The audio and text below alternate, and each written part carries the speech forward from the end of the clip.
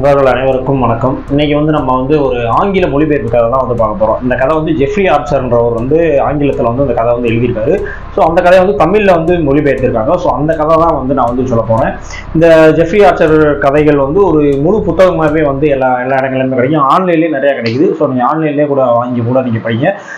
எல்லாமே பார்த்தீங்கன்னா சும்மா ஒரு 10 பக்கம் தான் இருக்கும். அந்த 10 பக்கத்தில் உங்களுக்கு ஒரு சஸ்பென்ஸ் த்ரில்லர் படம் பார்த்தா எப்படி இருக்கும். ஸோ அந்த அளவுக்கு த்ரில்லான ஒரு கதையை தான் சொல்லியிருப்பாரு ஜெஃப்ரி ஆர்ச்சர். எனக்கு ஏன் இந்த ஆர்ச்சருடைய கதைகள்லாம் ரொம்ப பிடிக்கும் அப்படின்னு பார்த்தோன்னா, நீங்கள் ஒரு கதை இதுதான் கதை அப்படின்னு சொல்லிட்டு படிச்சுட்டே போவீங்க. ஆனால் கிளைமேக்ஸில் பார்த்தீங்கன்னா அது வேறொரு கதையை மாற்றிடுவார் அவர். ஸோ அதனாலேயே எனக்கு அந்த கதைகள் ரொம்ப பிடிக்கும். ஏன்னா இப்போ இந்த ட்விஸ்ட் அண்ட் டர்ன்ஸு, இன்வெஸ்டிகேஷன் பண்ணுறது, த்ரில்லரு, இந்த சைக்கோக்கில் இந்த மாதிரி படங்கள் எனக்கு ரொம்ப பிடிக்கும். ஸோ அதனாலேயே இந்த மாதிரி கதைகள் இருந்துச்சுன்னா நான் ரொம்பவுமே விரும்பி படிப்பேன். ஸோ அதில் இந்த ஜெஃப்ரி ஆர்ச்சருடைய கதைகள் எனக்கு மிகவும் பிடித்தமான கதைகள். ஸோ அதில் ஒரு கதை தான் இன்னைக்கு நம்ம சொல்ல போகிறேன். ஸோ இந்த கதையினுடைய தலைப்பு என்ன அப்படின்னு பார்த்தீங்கன்னா, never stop on the motorway. அதாவது ஹைவேல இந்த வாகனத்தை நிப்பாட்டாதீங்க அப்படின்னு சொல்லிட்டு தான் இந்த கதையினுடைய தலைப்பு இருக்கு. ஸோ இது ஒரு சைக்கோ கதை இது. ஸோ ரொம்ப நான் படிக்கும்போது ரொம்ப ஒரு மாதிரி ஒரு பயமுறுத்துற ஜானரில் இருந்துச்சு படிக்கும்போது. அந்த கிளைமேக்ஸ் வரும்போது சரி ஓகே அப்படின்ற மாதிரி ஆயிடுச்சு. ஸோ அந்த அளவுக்கு எழுத்து மூலியமா அவ்வளோ விஷயங்களை அவர் சொல்லியிருக்காரு ஆர்ச்சர்.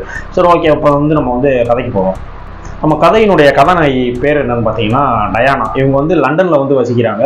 ஸோ இவங்க ஒரு ஐடி கம்பெனியில் ஒரு இன்ஜினியர் கேட்டகரி, அந்த கேட்டகரியில் டீம் லீடர் இன்ஜினியர்லாம் சொல்லுவாங்க. ஸோ அந்த கேட்டகரியில் ஒர்க் பண்ணிட்டு இருக்காங்க. ஸோ மிக குறுகிய காலத்திலே போஸ்டிங்லாம் வாங்கி அந்த மாதிரி ரேஞ்சுக்கு போயிட்டாங்க. ஸோ இதனாலே ஆஃபீஸில் அவங்கள யாருக்குமே பிடிக்காது. ஏன்னா பல சீனியர்ஸ் எல்லாம் இருக்காங்க. இருக்கும் போதே இந்த பொண்ணு படிப்படியாக டக்குன்னு உடனே மேலே வந்துருச்சு அப்படின்னு சொல்லிட்டு அவங்களுக்குலாம் கொஞ்சம் கடுப்பாக கூட இருக்கும். ஸோ அந்த மாதிரி ஒரு இடத்துல இந்த பொண்ணு டயானா வேலை பார்த்துக்கிட்டு இருக்கு. ஸோ இந்த டயானாவுக்கு கல்யாணம் ஆயிடுச்சு. அவங்க ஹஸ்பண்டுடைய பேர் பார்த்தீங்கன்னா ஜானு. ஆனால் இப்போ டயானாவும் ஜானும் ஒன்றும் இல்லை, 2 பேருமே பிரிஞ்சு தான் இருக்காங்க. ஸோ ஏன் அப்படின்னு பார்த்தீங்கன்னா, ஜான் வேற ஒரு பொண்ணுடைய தொடர்பு இருந்தது டயானாக்கு தெரிஞ்சிருச்சு. ஸோ அதனால அது பிடிக்காத காரணத்தினால 2 பேருமே விவாகரத்து வாங்கி 2 பேருமே தனித்தனியாக இருக்காங்க. ஸோ ஆனால் இவங்க 2 பேருக்கு 2 குழந்தைகளும் இருக்குது. ஸோ இந்த குழந்தைகள் எப்படின்னா, மற்ற எல்லா நாளுமே அம்மா கூட தான் இருக்கும். ஆனால் அந்த சனி ஞாயிறு மட்டும் கோர்ட் ஆர்டர் படி 2 நாள் மட்டும் அப்பா கூட இருக்கலாம். இருந்துட்டு திரும்ப ஞாயிற்றுக்கிழமை ஈவினிங்கே குழந்தைகளை கொண்டு இவர் திரும்ப டயானாட்டே ஒப்படைச்சிடணும் அப்படின்ற மாதிரி தான் கோர்ட் தீர்ப்பு சொல்லியிருக்கு. ஸோ குழந்தைகளும் அந்த சனி ஞாயிறு அந்த 2 நாள் இருக்குல்ல, அந்த 2 நாள் ரொம்பவுமே சந்தோஷமா இருப்பாங்க. ஏன் அப்படின்னா, அவங்க அப்பா என்ன கேட்டாலுமே வாங்கி தருவார். ஐஸ்கிரீமு, இந்த மாதிரி எல்லா சாக்லேட்டு எல்லா ஐட்டங்களுமே அவர் வாங்கி தருவார். ஆனால் இதெல்லாம் அம்மா கிட்ட டயானா கிட்ட கேட்டால் இதெல்லாம் டயானா வாங்கி தர மாட்டாங்க. ஸோ டயானா ரொம்ப கண்டிப்பான அம்மா. ஸோ இவர் என்ன குழந்தைய பார்க்கறதே அந்த 2 நாள் தானே. ஸோ அந்த 2 நாள் ஏன் குழந்தைய நம்ம பிடிச்ச மாதிரி வச்சுக்கூடாது அப்படின்னு சொல்லிட்டு எல்லாமே பண்ணுவார். ஸோ அந்த குழந்தைகளுக்கே அப்பா மேலே ஒரு பாசம் இருந்துக்கிட்டு தான் இருக்கும். ஆனால் டயானாவுக்கு பார்த்தீங்கன்னா கரெக்டாக அந்த வெள்ளிக்கிழமை ஆனோடனே அவரே ஜானே அந்த 2 பசங்களையும் கூட்டு போயிடுவார்.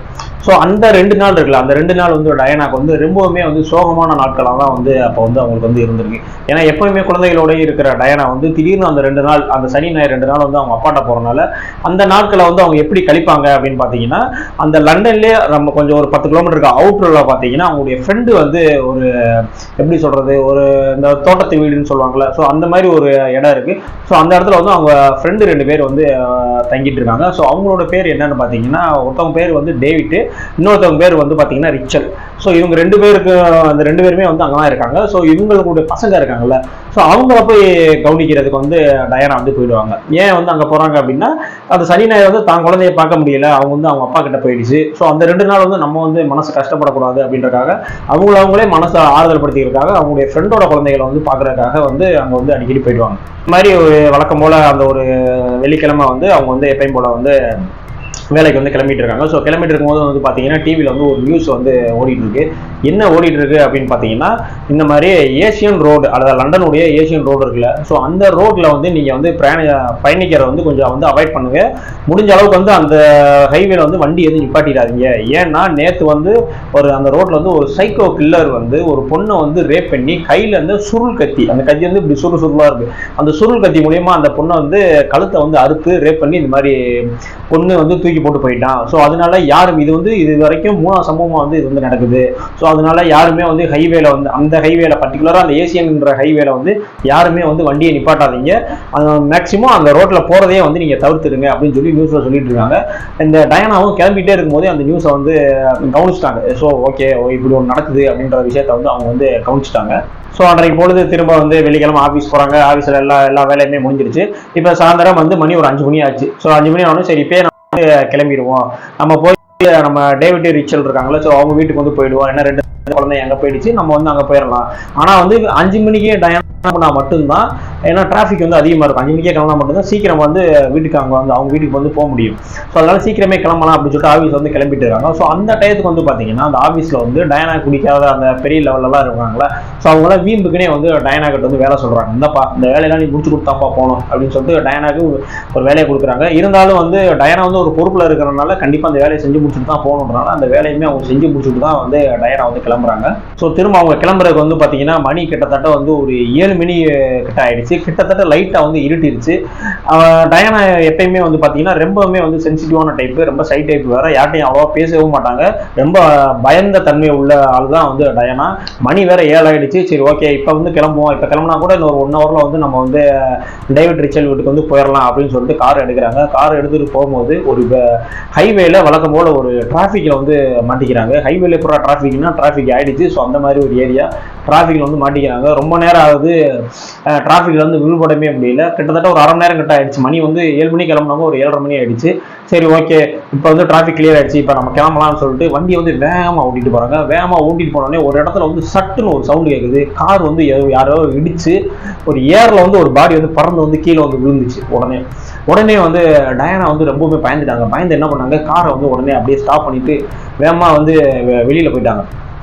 மழை வேற லைட்டாக தூக்கிட்டு இருக்கு. ஸோ வெளியில் போயிட்டு யார் என்னன்னு பார்க்குறாங்கன்னா ஒரு பூனை, பெரிய பூனை வந்து குறுக்கால வந்துருக்கு. ஸோ டயானா வந்து அதை பார்க்காம வந்து அடித்து அந்த பூனை வந்து அங்கேயே வந்து இறந்துருச்சு. ஸோ டயானா வந்து ரொம்பவுமே வந்து மென்மையான ஆளுனால இந்த பூனையோட இறப்பை வந்து அவங்களால தாங்க முடியல. ஸோ இருந்தாலும் பரவாயில்லன்னு அந்த பூனையை தூக்கி தன்னுடைய வண்டி பின்னாடி வந்து போட்டுட்டு திரும்ப வந்து வண்டியை வந்து மூவ் பண்ண ஆரம்பிச்சிட்டாங்க. இப்படி வண்டி வந்து ஓட்டிக்கிட்டே இருக்காங்க. இருந்தாலும் மனசுக்குள்ள வந்து நம்ம பூனையை கொண்டுட்டுமே அப்படின்ற ஒரு வேதனையும் இருக்கு. இந்த இருட்டுக்குள்ள வண்டியை ஓட்டிட்டு போறோமேன்ற ஒரு பயமும் வந்து அவங்களுக்கு இருக்கு. இருந்தாலும் மனசுல இன்னொரு விஷயம் அவங்களுக்கு படுது, சரி நம்ம வந்து இப்போ டேவிட் ரிச்சல் வீட்டுக்கு போறோம், ஸோ ஏதாவது வாங்கிட்டு போகலாம், ஒரு கடைக்கு போய் ஏதாவது வாங்கிட்டு கூட அவங்க வீட்டுக்கு போகலாம் அப்படின்ற மாதிரி தோணுது. பட் இருந்தாலும் வண்டியில வந்து அந்த அளவுக்கு வந்து பெட்ரோலும் இல்லை அப்படின்ற விஷயத்த வந்து வண்டி ஏறும் போதே வந்து அவங்க கவனிச்சிட்டாங்க. ஸோ நம்ம வந்து இப்போ வந்து கடைக்கு போயிட்டு அங்கே போனோம்னா பாதியிலே வந்து வண்டி நின்றுடும், இந்த இருட்டுக்குள்ள எங்கேயாவது வண்டி நின்றுச்சுன்னா அப்படின்னு சொல்லிட்டு யோசிச்சுட்டு திரும்ப வந்து வண்டியை வந்து ஓட்ட ஆரம்பிச்சிட்டாங்க. ஸோ வண்டியை கொஞ்சம் தூரம் ஓட்டிக்கிட்டே இருக்காங்க. அதுக்கப்புறம் வந்து ரோடு வந்து ரொம்பவுமே ஃப்ரீ ஆயிடுச்சு. அந்த ஃப்ரீயானப்போ பார்த்தீங்கன்னா முன்னாடியும் சரி சைட்லையும் சரி டயானா முன்னாடி வண்டி எதுவுமே வரவே இல்லை. கொஞ்சம் தூரம் போகிறாங்க, கொஞ்சம் தூரம் போகும்போது தான் தெரியுது பின்னாடி வந்து ஒரு பிளாக் கலர் கார் வந்து அவங்கள வந்து துரத்திக்கிட்டே இருக்கு.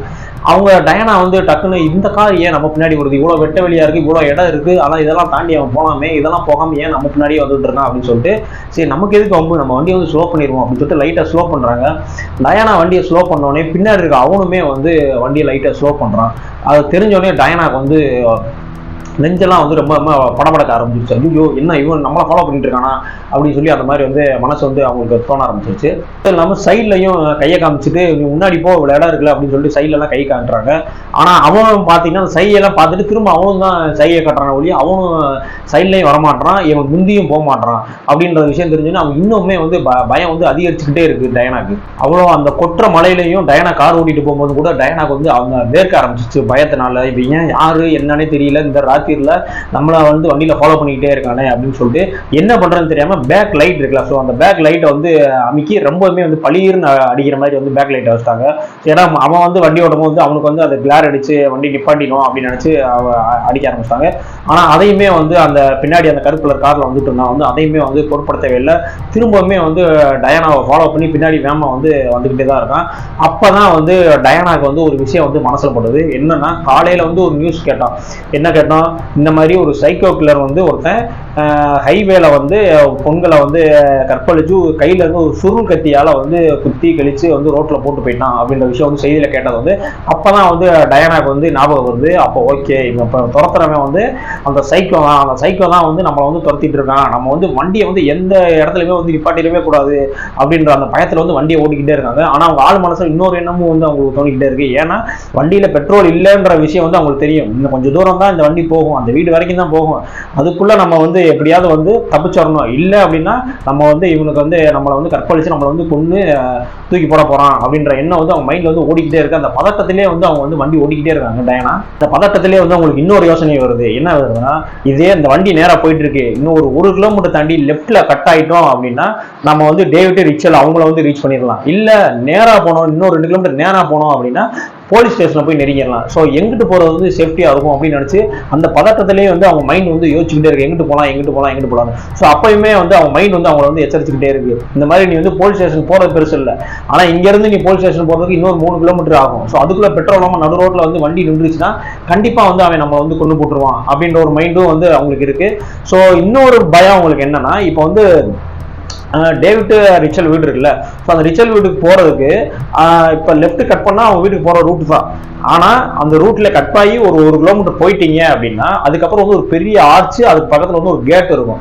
ஸோ அந்த கேட்டை திறந்தா அங்க உள்ளுக்குள்ள இன்னும் ஒரு 1/2 கிலோமீட்டர் போகணும், அப்பதான் வந்து வீடு இருக்கும். ஸோ எப்படி அவங்க வீடு கட்டியிருக்காங்க அப்படின்னா, சுற்றி காம்பவுண்டு வெளியில இருந்து கேட் போட்டிருக்காங்க. இந்த கேட்டை ஓப்பன் பண்ணி ஒரு 1/2 கிலோமீட்டர் உள்ள போனா தான் நீங்க வந்து வீடவே போய் ரீச் பண்ண முடியும்.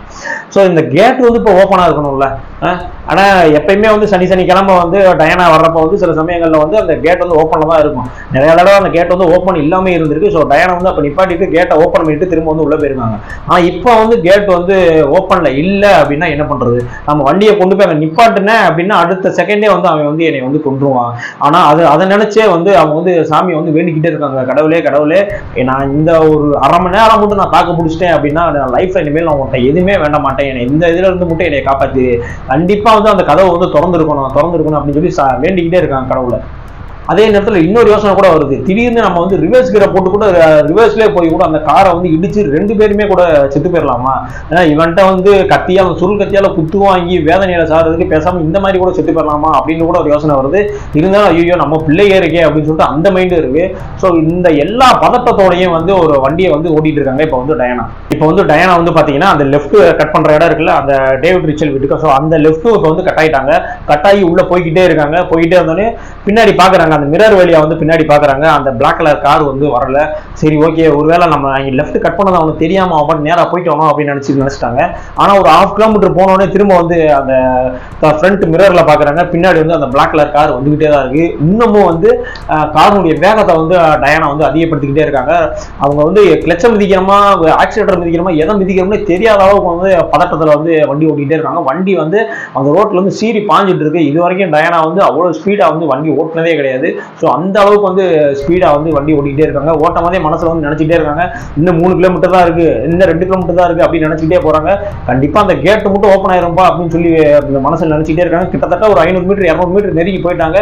மூஞ்சில வந்து ஒரு சின்ன சந்தோஷம் தெரியுது. சந்தோஷம் ஏன் தெரியுது அப்படின்னு பார்த்தீங்கன்னா அந்த கேட் வந்து திறந்துதான் இருக்கு. ஸோ அந்த கேட் திறந்துருந்ததை பார்த்தோன்னே அவங்களுக்கு வந்து ரொம்பவே வந்து மகிழ்ச்சி ஆச்சு. உடனே வந்து வண்டியை கேட்டுக்குள்ள விட்டு ½ கிலோமீட்டர்ல போய் அந்த டேவிட் ரிச்சல் வீட்டை வந்து அடைஞ்சிட்டாங்க.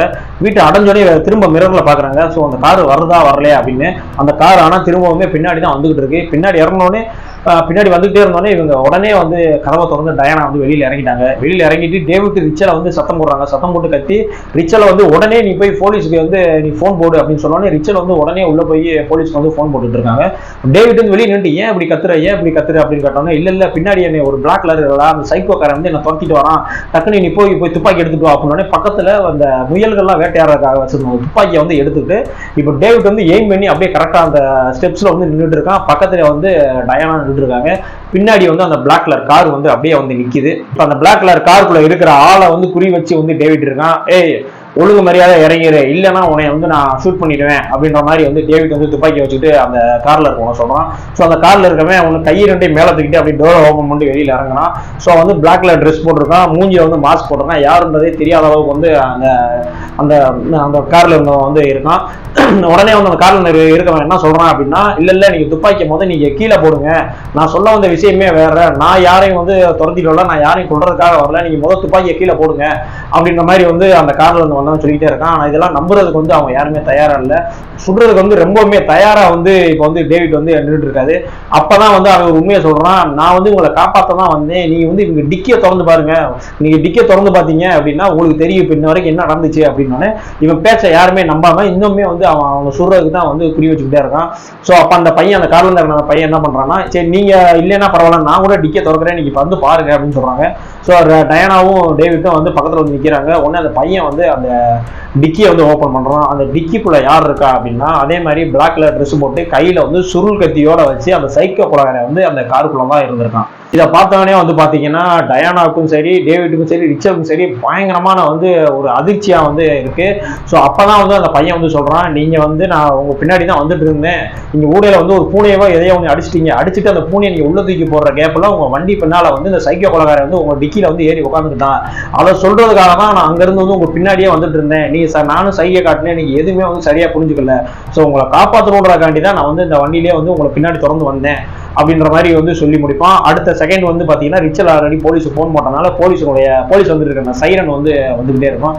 ஸோ இதோட வந்து அந்த கதையை முடிச்சிருப்பாரு நம்ம ஜெஃப்ரி ஆர்ச்சர் அவங்க. நம்ம என்ன கதை நினைச்சு நம்ம கேட்டுக்கிட்டே வருமோ அதுல இருந்து ஒரு சின்ன ட்விஸ்ட் பண்ணி விட்டு இதுதான்டா கதை அப்படின்ற மாதிரி சொல்லுவாப்புல. அதுதான் வந்து ஜெஃப்ரி ஆர்ச்சருடைய கதையினுடைய ஸ்பெஷாலிட்டியா வந்து ஒரு சின்ன இதெல்லாம் ஒரு சின்ன ஷார்ட் ஃபிலிமோட தான் எந்த மாதிரி இருக்கும்ன்றத மட்டும் நினைச்சு பாருங்க. ஸோ அந்த மாதிரி அற்புதமான கதைகள் எல்லாமே வந்து ஜெஃப்ரி ஆர்ச்சருடைய கதைகள்லாம் என்ன கொஞ்சம் சின்ன சின்ன கதையா இருக்கும், சில கதைகள் புரியாதவங்களா இருக்கும்.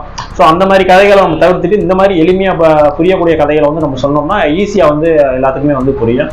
ஸோ ஒரு சஸ்பென்ஸ் த்ரில்லர், ஒரு சைக்கோ கதை, இந்த மாதிரி இன்வெஸ்டிகேஷன், இந்த மாதிரி கதைகள்லாம் உங்களுக்கு பிடிக்கும் அப்படின்னா இந்த ஜெஃப்ரி ஆர்ச்சர் கதையை, இந்த புக்ஸை வாங்கி நீங்க படிங்க. உங்களுக்கு இந்த மாதிரி கதைகள்லாம் வேணும், இந்த மாதிரி பரபரப்பான கதைகள்லாம் எனக்கு சொல்லுங்க அப்படின்னா கண்டிப்பா கமெண்ட்ஸ்ல சொல்லுங்க. அடுத்த இன்னொரு கதையும் ஜெஃப்ரி ஆர்ச்சர் கதையினுடைய வந்து போஸ்ட் பண்ணிடலாம். ஓகே, இந்த கதை உங்களுக்கு பிடிச்சிருந்துச்சு அப்படின்னா உங்க ஃப்ரெண்ட்ஸ் எல்லாத்துக்குமே வந்து ஷேர் பண்ணுங்க. இந்த வீடியோ பாருங்க, உங்களுக்கு பிடிச்சிருந்துச்சு அப்படின்னா உங்களுடைய ஃப்ரெண்ட்ஸ் குரூப் இந்த மாதிரி இருக்கிறதெல்லாம் வந்து நீங்க ஷேர் பண்ணி விடுங்க. அவங்க பிடிச்சிருந்துச்சுன்னா பார்த்துட்டு வந்து சப்ஸ்கிரைப் பண்ணுங்க. இதே மாதிரியான அடுத்த ஒரு வீடியோவில் வந்து சந்திப்போம். நன்றி.